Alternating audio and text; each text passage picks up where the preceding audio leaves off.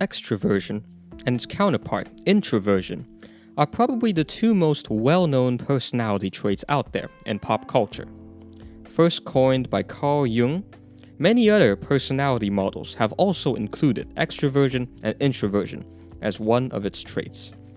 And so we're going to be taking a more in-depth look at these two traits, and we'll be going over certain misconceptions people may have about these traits.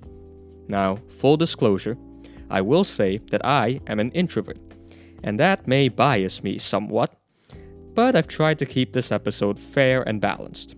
Just don't be surprised if I may not capture the depth and the essence of extroversion as well as I do introversion.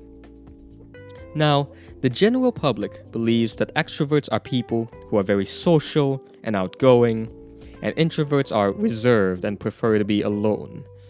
Now, those observations may be true, but it doesn't reflect the full story here. The main difference between extroverts and introverts lies in how they gain energy and how they use energy. Extroverts gain energy from the outside world. They gain energy from other people and from stimulating activities. To the extrovert, the external world is a place of opportunity, and other people a gratifying source of energy and companionship. Extroverts then use this energy by giving it back to the external world. That's why when they go to a party and they see people dancing, they feel a strong urge to join in, to partake in the energy of the activity, and to give it back into the external world. Extroverts are also more impulsive in their decision making, and this makes them more spontaneous. Now, introverts, on the other hand, do not gain energy from the external world. They actually lose energy from being in the external world, and so they often retreat into their own internal world. And their energy is spent on their internal world, and this often makes them reflective and thoughtful. To the introvert, the internal world takes precedent over the external world. It's for this reason that introverts engage in activities like daydreaming and creative works more. Now, let's clear things up. All that doesn't mean that extroverts can't be left alone or that introverts hate people. Introverts seek companionship and social relations too. And it doesn't mean that extroverts are always thoughtless and impulsive, and it doesn't mean that introverts are always wise or profound. There's a nice quote by Carl Jung that's important to know. Every individual is an exception to the rule. What this means is that we can pick out trends, rules, and behavioral patterns that people may have, but that doesn't take away from the individuality of a specific person. These trends we're talking about right now, and in the next few episodes, are guidelines, not facts. With that out of the way, I want to talk about why extroverts and introverts differ.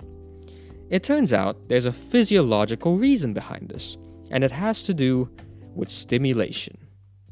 Now, imagine you have a group of babies, and you want to find out which ones among them will go on to become extroverts and which ones will become introverts. There's a very simple way to do this. Judge their reactions to external stimuli.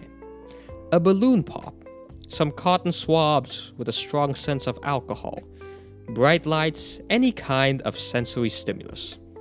Now imagine that the babies go into two categories. They either react very strongly to the stimulus, or they don't have much of a reaction. Here's a question for you. Which is which? From the two categories, which babies are extroverts and which babies are introverts? You'd guess that the babies that reacted more strongly to the stimulus would be the extroverts, because that's what they do, right? Well, you'd guess wrong. It's actually the introverts who have a stronger reaction to external stimuli, and the extroverts would be the babies that react less. Now that may seem a bit counterintuitive, but if you think it through, it starts making sense.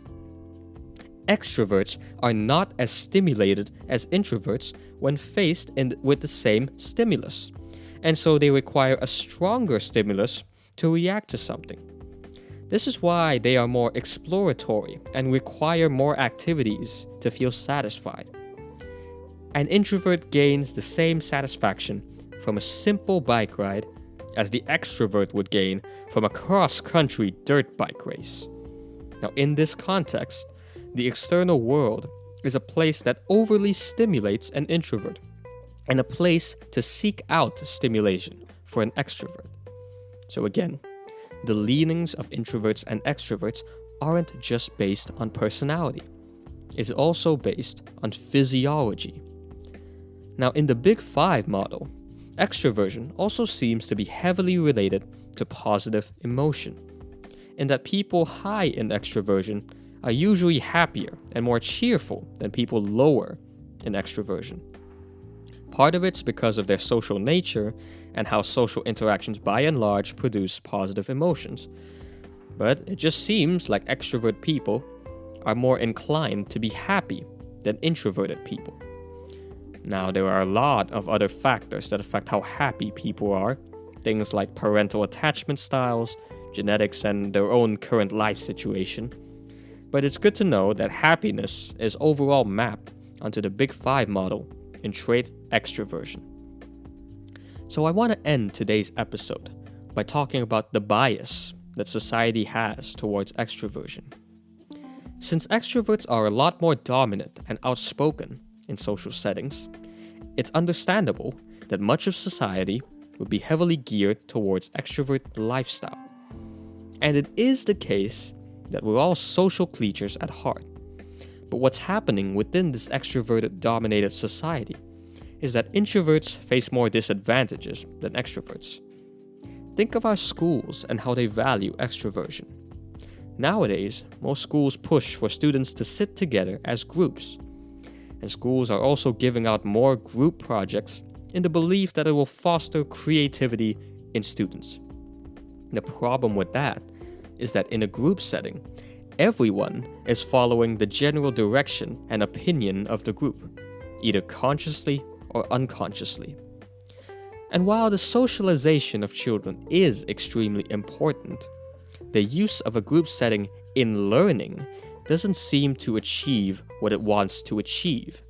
And the same thing goes for our workplaces, where open offices and the like are becoming much more prevalent. And while there are many terrible things to come out of this pandemic and the lockdowns we're all going through, I do think that introverts are better off than extroverts when it comes to learning or working online. So maybe that's leveling the playing field. Now, as a society, we've come to value the idea of an outgoing, enthusiastic extrovert. But the cost of that is that we've neglected the more thoughtful and modest introvert. Now, I want you to imagine a world where introverts and extroverts were put on equal footing. Imagine how many more brilliant people might come out of our population if we were to truly cater to everyone's temperament. Imagine what we could bring out of these previously forgotten introverts and how the world would benefit from it.